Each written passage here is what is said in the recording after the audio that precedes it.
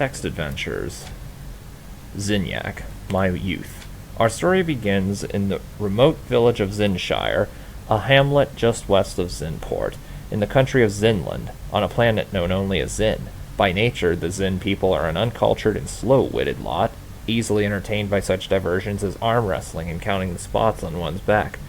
The people of Zinshire most especially fit this description, so I'm sure you can already foresee the struggles I endured in life.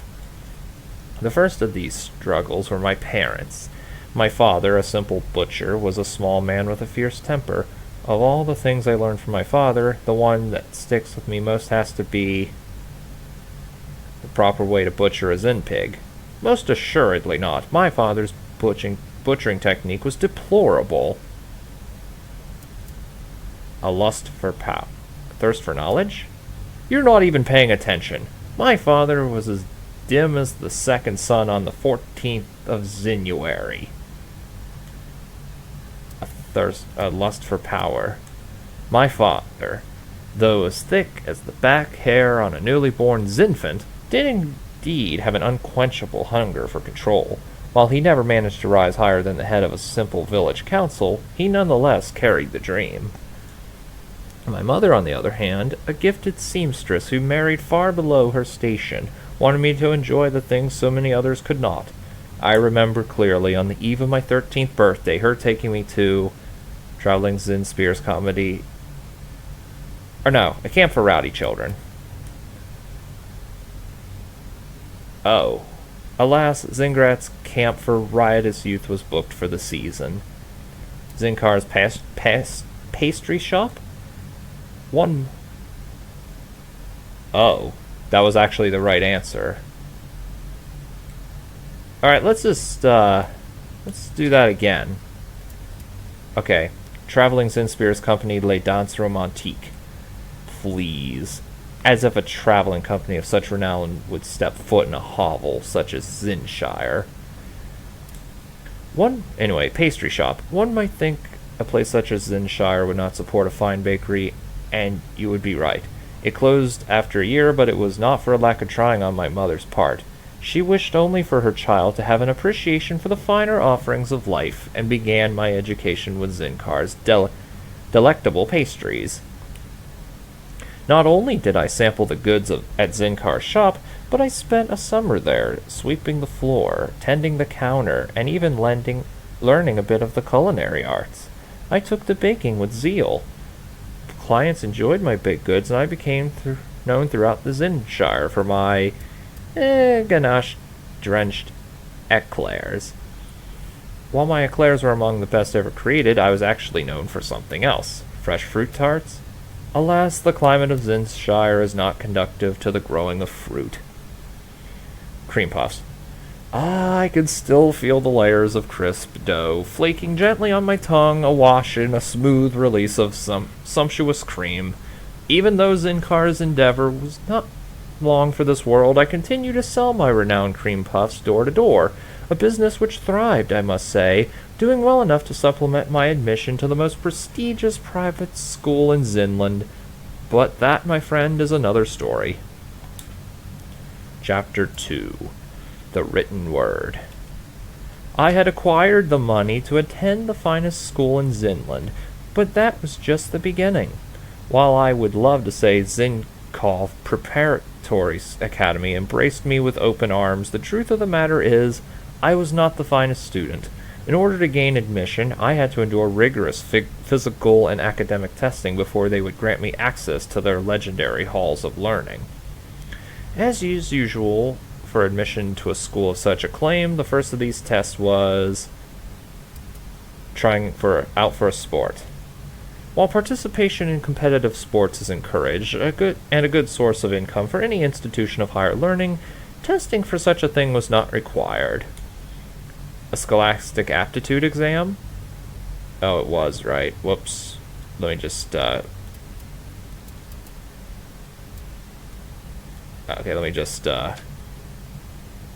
killing my own parents? My word! What sort of barbaric school did you attend? Getting these wrong is actually kind of tricky. Anyway, scholastic aptitude. As was my mother's wish, Zinkov Prep was an institution that prided itself on its scholastic offerings. To that end, it only accepted candidates that displayed academic prowess and further promise. So it was that I endured many weeks of standardized testing and training prior to my entrance examination. I am proud to say that that I took to the studies well and managed to bring up my scores across the board. Still, there was one subject above all others I had a particular affinity for. As you may already guess, that subject was math. While I am no stranger to the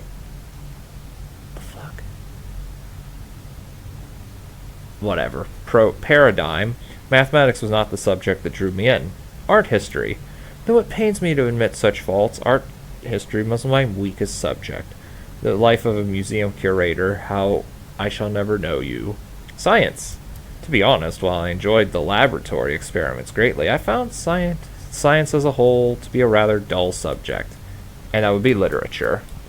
Ah, the written word. I had, like most Zin, learned to read while in utero, but that was all very text such as manuals and design documents. It wasn't until this far more serious pursuit into academia that I came to love the classics. How surprised was I that some of the finest literature in the universe came from a tiny watery planet more than 10 million light years away. While it would be some time until I visited that seemingly unremarkable way station, I had fallen in love with its artistic offerings already. One such author's work in particular captured my imagination. Can you guess the scribe responsible? Is it Mark Twain? If I wanted to read about deceitful children, time-traveling charlatans, and overburdened bullfrogs, well, I suppose Twain would be the one. But no. We'll say Dr. Seuss. The good doctor's work is among the finest in literature. There is no doubting that, but I did not get lost amongst his colorful characters and impeccable rhyming structure as much as others. Charles Dickens? I shan't abide by any author who dares suggest frugality and the demand for a proper work ethic are grounds for otherworldly invention. I don't care if the worker's boy is on crutches. That man had a business to run. It's obviously Jane Austen. Jane, sweet Jane. How like my mother's dreams you are. Even now, all these years later, just the thought of Emma, Eleanor, and Elizabeth's exploits and romantic missteps brings a lump to my throat. Oh, the intoxicating back and forth between Miss Bennet and Mr. Darcy. How I could read those lines toward infinity. And that's from Pride and Prejudice, by the way. You might not have thought that of me, but yeah, I learned a little bit about Jane Austen at one point. It was my celebrated essay on Jane Austen's body of work that caught the attention of the Zinkov Administration's Board, who not only allowed me entry into their fine institution, but secured my later position as head of the English Language Appreciators Society. Thus was my love of literature cemented, and access to Zinkov Preparatory Academy assured, which is where I met the teacher who would help me find my life's true purpose. Though that is another tale to be continued. Zinkov Prep. I clearly recall my tentative steps into Zinkov's Preparatory Academy. I was a lad from the countryside coming into the big city, eyes wide and mind eager. I had never seen a building so large or so many finely dressed young people yearning for knowledge. It was the first time in my life that I ever felt I was somewhere I truly belonged. Of course, not all the Zins were courteous, studious-minded folk. Predictably, it wasn't long before I crossed the path of a brutish young man named Zinfax. We instantly loathed each other. It was obvious from the start that Zinfax took my umbrage with my coat of many colors. Are you quoting a song or something? Lower class upbringing? Typical. Oh wait, that's right.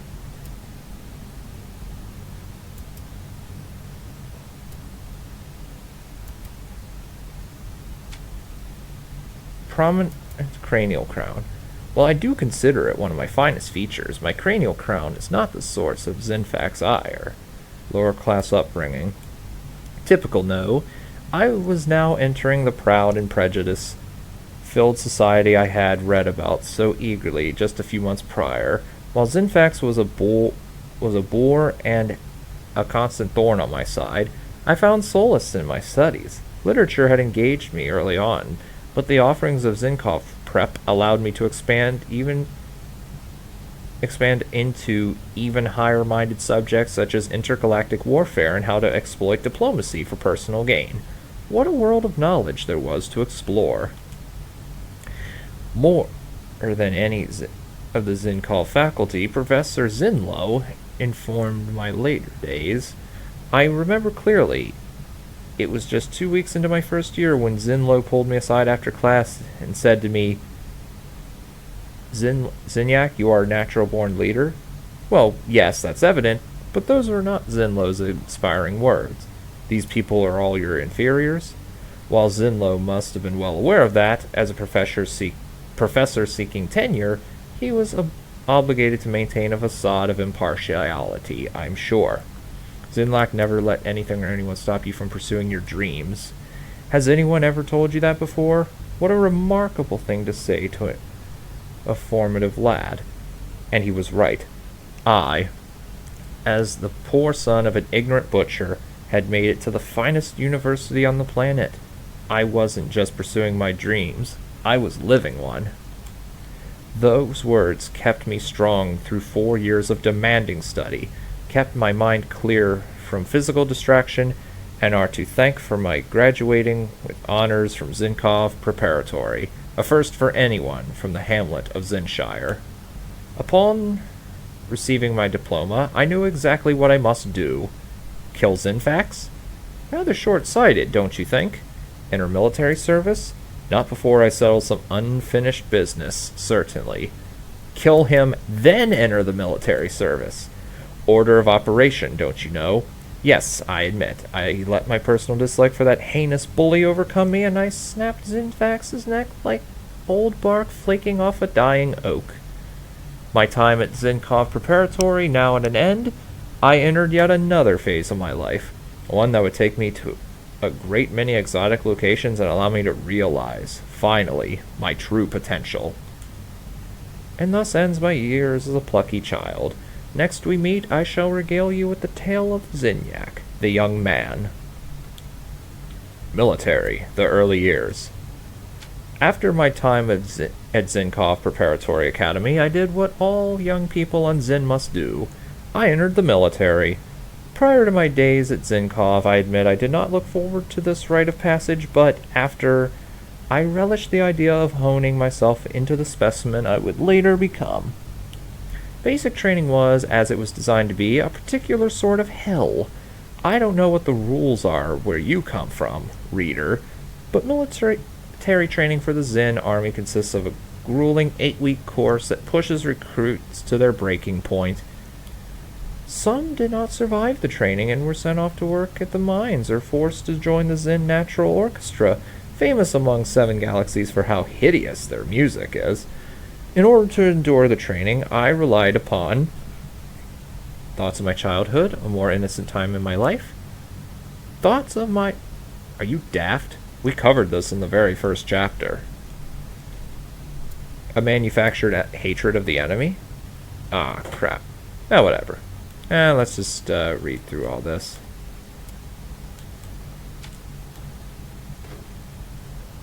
My iron will and drive to do whatever I must to excel. Relied is perhaps a bit strong. I certainly possessed an iron will, but relied on it? Manufactured hatred. A wise man once said, without a target, we are all just bullets in the wind. I wrote that in my journal last week, and it's true. Whenever you find yourself facing a seemingly insurmountable challenge, it helps to envision all of the turncoats, opportunists, and megalomaniacs that are just waiting for you to fail so they can swoop down and pick the meat from your bones. With a furnace of pure hatred burning inside me, nothing would stop me from overtaking any challenge set before me. It was evident in the latter days of my training that I was going to excel at field combat. I took to weaponry and tactics like a parasite to a vital organ. My sergeant said I was a natural-born killer who lacked empathy and had an unparalleled predatory instinct. Have kinder words ever been spoken? After basic, I entered the service and was sent to the front line of a great war that was brewing on planet Bedard. There I led the charge against the great Dardian commander Franscott.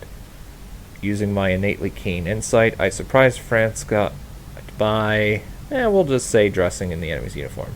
Those garish vestments? You must be joking. Stunning him with a rousing recitation, I can't pronounce words today, of the Zin anthem.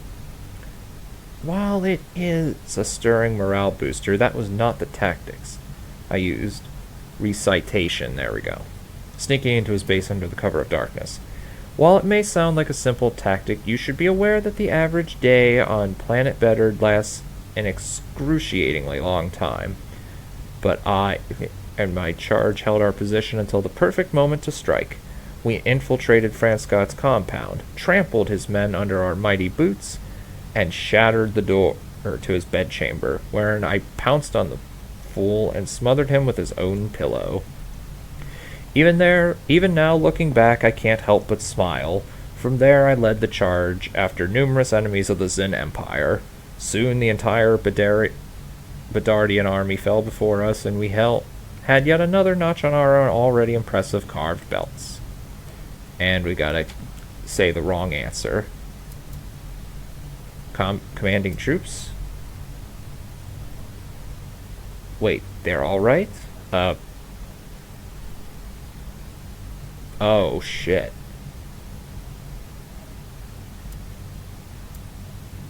No, well, yes, I did say fly Franscott's lieutenant atop a hillside, but that was later. Betting his fiancée before their wedding night. Don't be crass. Okay, I didn't realize that there were multiple right answers. Oh, okay, I'm not going to read all that. Murdering his soldiers, putting their head on pikes. No, but I like the way you think. Playing selections from the Zin National Orchestra at high volume. Nobody deserves that. Okay. I know I'm getting sloppy, but I don't even care at this point. Rise to power. A magnificent victory under my belt, my military superiors saw fit to bestow upon me a meritorious service in the glory of the Almighty Zin commendation, and my first of many promotions. Recognition breeds contempt, though, and I made many enemies throughout my military career, but perhaps none more scathing, more heartbreaking than Zinfob, the Brutus to my Caesar. Zinfob served with me well against the Bedardian army, but his pride got the best of him when he, I assumed all of these are correct, questioned my willingness to command. Citing my unquenchable bloodlust, cold and calculating demeanor, lack of conscience, all the things that were held in such high regard during training, Zinfob dared to suggest that I was unfit for high-level command. I was brought before my superiors in a mock tribunal, held simply to satiate Zinfob's whim, I assure you, where I was called to defend myself against these allegations. Complying with the tenets of the charade, I took my seat as defendant. As clear as the strained cries of a fallen foe, the charges were leveled against me. Against each one, I remained silent. Yes, very droll. I stay quiet for no one. Explained myself in a clear, concise manner. Admittedly, I may have used some coarse language as emphasis to underline my points, but I conducted myself as one ought during any legal proceeding. After carefully explaining myself to the council, they saw my point of view and dismissed Zinfob's case against me. Afterwards, I hunted my accuser down and killed him where he stood. that nastiness behind me, I not only continued to fulfill my role within the Zin army, but I excelled at it. After many more successful terrestrial campaigns against our foes, the officials saw fit to... These are probably all correct. Actually give me my own ship. Indeed! No longer was I a simple passenger on our interplanetary death vessels. I now had my hand firm upon the rudder, metaphorically speaking, of course. Interplanetary death vessels are steered by complicated navigation systems. Now, a celebrated member of the Zin army with a seasoned crew at my command, I blew up planet Zin and never looked back. Zin may not be the most celestial body, but it's still my home. Threw a gala in my own honor. I do not have to throw galas in my own honor, thank you. Headed out toward adventure. It was time to leave terra firma behind me and venture towards the stars. After forcibly convincing my crew to celebrate my newly appointed position with a soiree in my honor, we lifted anchor and spread our sails, again metaphorically speaking, towards destinations just ripe for the picking. And that, dear reader, is where my tale gets most exciting. But I want to see the other answers. Oh, question my character. Impossible. My character is unimpeachable. Everyone can see that. Authority in front of the troops. Not even Zinfob was foolish enough to do that. Rallied against my accuser. To be honest, I didn't give him much thought. Promote me to Emperor? One does not get promoted to Emperor. Erect statues in my honor. I appreciate your zeal, but let's not jump ahead. Then. Okay. Ad astra per aspera. Like a siren calling ships to the rocks, the velvety expanse of space has been a harsh mistress to many. To me, the unconquered reaches were a challenge I not only accepted but yearned for. So many poor souls blithely unaware of how mediocre their existences were, without a firm hand to guide them toward greatness. Oh, how I long to be that hand. I am not a soul easily satisfied, so I knew my dream destination but to be a planet that I could challenge not the collective might of the Zin army, but my own fragile ego. Heh, say that again and I'll kill you. My political acumen. As if anything could. My tactical instinct. The terrestrial victories I had accumulated in my prior campaigns often failed to adequately test my keen tactical instinct. The maneuvers and strategies employed by so many foes were woefully pedestrian on their best days. I knew somewhere in the celestial womb a leader must exist who could properly challenge me. How fortunate I was that I only had to eradicate 12 civilizations before coming toe-to-toe with the talented and well-trained forces of the Jet Yang theocracy. Despite what you may have heard about the people of the Jet Yang quadrant, I assure you they were ahead of the rest in their martial prowess. Perhaps most impressively, the Jet Fang had mastered the art of diplomacy. The Jet Yang theocracy's so-called diplomats could be bested by an amateur debate team. Biomechanical fighting mechanics. Despite centuries of effort dedicated to that pursuit, all of their attempts at melding flesh and technology have resulted in nothing greater than automated harvesting machines. Planetary shield technology. By harnessing the geothermal energy of the Jet Yang's molten core, the theocracy were able to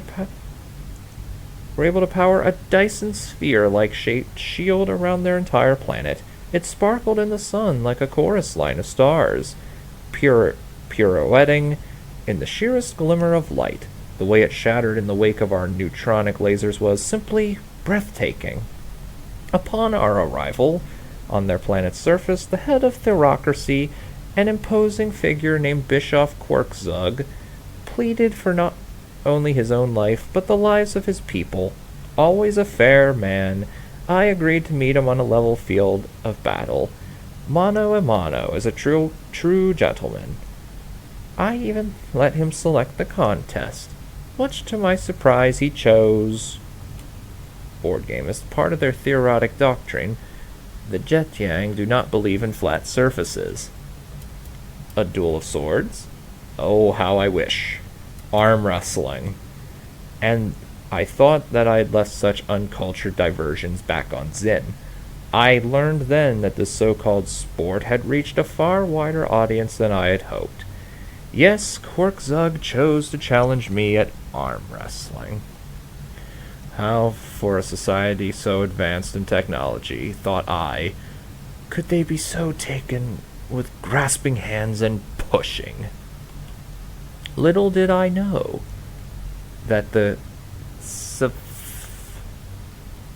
cephalopodian anatomy of the Jet Yang, combined with the curved surfaces that pass as tables, allowed them great leverage at this sport. Oh, how clever Quirkzug was, luring me into a trap that played upon my own prejudices. Well done indeed. It turns out the winner of the match was a draw. No. Quirkzug. Yes. Quirkzug used his anatomical advantage to best me at that infantile test of strength. After shooting him through his enormous eye, I congratulated his corpse on a job well done. Giving the Jet Yang people no quarter, we made hasty work of their pathetic planet, and to this day I keep Quirkzug's desiccated tongue in my pocket. I rub it for luck. Though I wasn't aware of it prior, the Jet Yang homeworlds was a rich source of gemstones and minerals in rare reserve on other planets. With resources in high demand at our disposal, I was able to fund many more conquests throughout the richness of space. A fascinating story that I will tell you soon. But I want to see what the wrong answer is for him. No. Okay. The Great Zin Expansion. As you indubitably are aware, the Great Jet Yang victory was just the beginning of my storied career in the Zin army.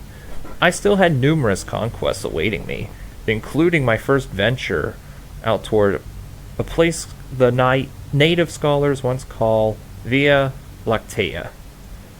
Possessing astute foresight as I do, coupled with my at times all-consuming need for control, I knew that before I set out to do anything more, I must get me some decent food on board.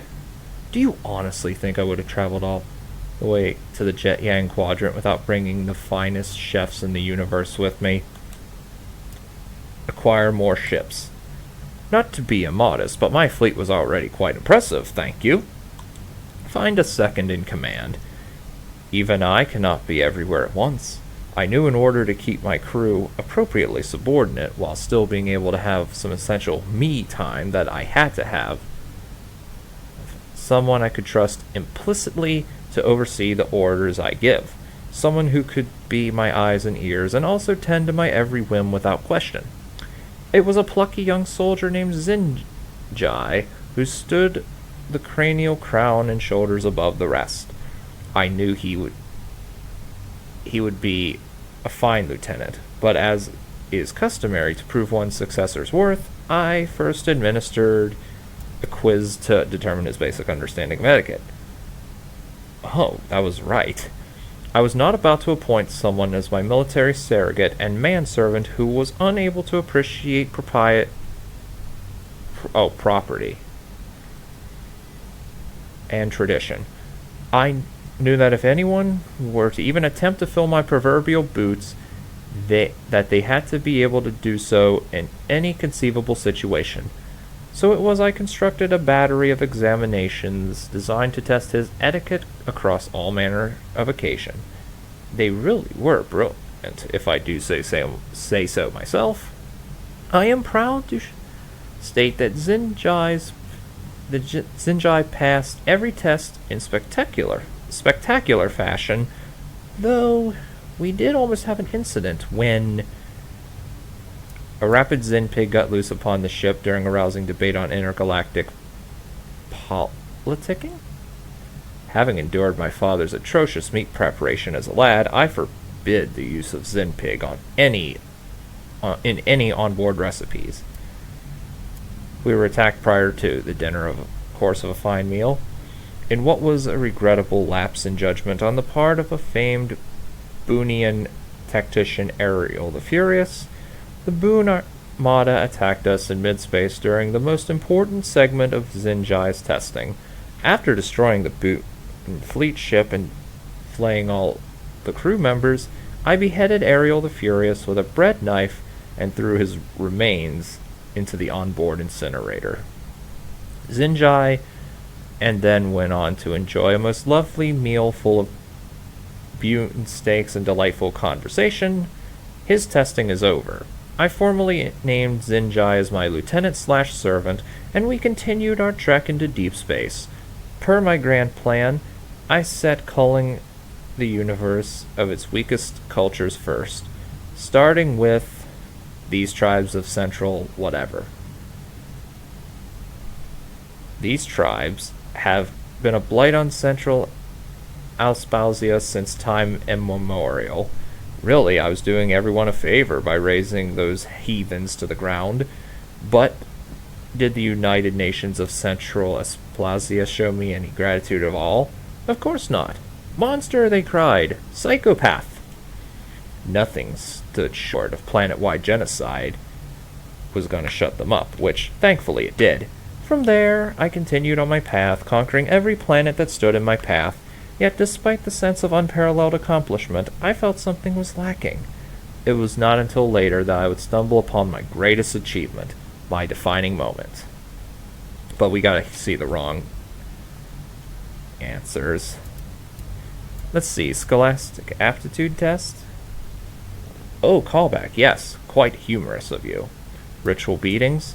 Those are already part of our daily routine. I saw no need to beat a dead horse. You see what I did there? I made a pun. It was a very good one, too.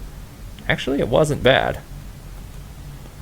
Zinjai's brother died during examination of proper cultural greetings. As was custom in his native home of Zinberg, Zinjai faced his brother in a duel to the death at the age of 3 years old. Zinjai won. Oh, I should note that duels to the death are used in some cultures as greetings. A most curious tradition, that. The Goat Spray Alliance? As even neophyte Zin should know, the great linguistic misunderstanding carved a wide political chasm that separated the Goats Bay Alliance millennia ago. What do they teach in school these days?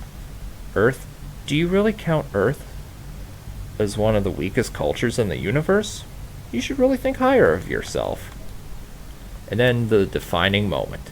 Yes, I held keys to the universe in my grasp, yet something was missing.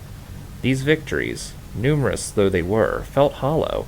I found myself wanting more, needing more. What could I possibly be missing? I had everything. Civilizations trembled when I announced my presence. My own army lived in fear of my wrath. What could I possibly be lacking? Then, like an evolutionary link crawling from the depths of primordial soup, it hit me. I had taken so many lives, for what purpose? Conquering them was not enough. I needed to test them, to challenge them, to collect them. It was then I decided to build a museum dedicated to the greatest cultures of the universe. In its own way, I suppose it is, but that's not the answer I'm looking for. A petting zoo? I considered it, but ultimately opted for something else. The simulation. I could not trust those who fell before my might to roam around unsupervised in the real world, but a virtual one. That was another matter entirely. It came to me as a vision, a vast interconnected web of simulated worlds designed not only to contain the best and brightest in the universe, but to break their walls and make them subservient to me, Zinyak, Galactic Overlord, and Head Emperor Supreme of the Zin Empire. Oh, did I forget to mention I killed my predecessor and claimed his throne for my own? My apologies for the oversight. I tasked Zinjai with overseeing the simulation's construction. We would hold the physical bodies of my fallen foes in a nutrient-rich suspension designed to accommodate even the most peculiar metabolisms. Meanwhile, their minds would go on to in a world of my own creation, based on each subject's fondest childhood memory. And how would a comforting reminiscence break their will exactly? Favorite food? I do wish you were taking this more seriously. Deepest fear? Yes! Everybody, aside from your humble narrator, is afraid of something. Familial loss. A straying loved one. Anonymity. I always have trouble pronouncing that word. Spiders. And by subjecting each victim to their deepest fear, to replay their most dreaded moment over and over again, until their psyche shatters and their minds become malleable putty in my eager fingers. I could control them. I could control everyone. Once the simulation, all I needed to do was start hooking up victims. I was excited too, but we mustn't be rash. Throw a party. What's that idiom about counting chickens? Find a test subject. And who better to test the simulation upon than my own right-hand man? Zenjai was not eager to partake in the simulation, but after a brief, though intensely painful discussion, he saw the benefits of the architect being the first to walk on his own building. For hours I heard Zenjai's screams echo throughout the ship, like the mellifluous song of a child in mourning, and I knew then that the simulation was my raison d'etre. It would set the standard for forward-thinking empires throughout the universe, and if any should ever match my brilliance, I will crush them and claim their design for my own. After extracting Zenjai from his personal nightmare, he gave his most wholehearted approval. When he asked what his version of hell was, he said, "A life without me?" To be honest, Zenjai didn't tell me what his deepest fear was, and I didn't press the matter, for I had other things to do. With the simulation as my crown jewel, I took to universal conquering with renewed zeal. I found a pleasure in forced subjugation of sentient life forms I thought I'd never have again. My enemies didn't simply fall by my sword, their wills were snapped like the bones of a mouthy subordinate. I no longer had only the echo of their dying words to remember them by. I had a whole world of twisted imagery and deep-rooted doubts and phobias. Oh, joy! Oh, cascading bliss! And I could visit them whenever I wanted. I had complete control. I held their brittle consciousness in my hand and could play with them, like flicking seeds into the wind. The simulation was not perfect. Nothing is. Even the masterwork Venus de Milo is short a couple appendages. But it was mine, and it was beautiful. For those who tested my patience by attempting escape, I had protocols in place. When needed, I intervened personally, though it was rarely necessary. Many of the subjects thought they were exceptions to the simulation's rule, but I put every one of them summarily back in place. So it was I went about collecting the exemplary specimens from cultures throughout the entirety of the known world, with one exception: a certain destination whose exploitation I wished to savor, a place whose artistic contributions had first set me up upon my path. There was someone there I especially wished to meet, and, with the time-bending capability of the mothership, I could. But I also knew that any planet capable of literary work of that caliber must also breed warriors unlike any other. I was excited, reader. Every part of my essence shivered with anticipation. With the might of the Zen Empire behind me, I set out toward the far corner of the universe, toward a new galaxy, to conquer a planet I had only enjoyed through its culture. Earth. Leifin. And I just want to see if this thing is well, I want to see if this will be the same thing. Okay, same thing. So that was long as hell, but I think I'm going to separate the collecting the audio logs and collecting the text as two different videos, because this went an hour and 5 minutes. But regardless, I will see you guys next time for the next bonus segment, and probably the end of the LP at this point. Although chronologically, I will be actually finishing the main game, so I will see you guys then.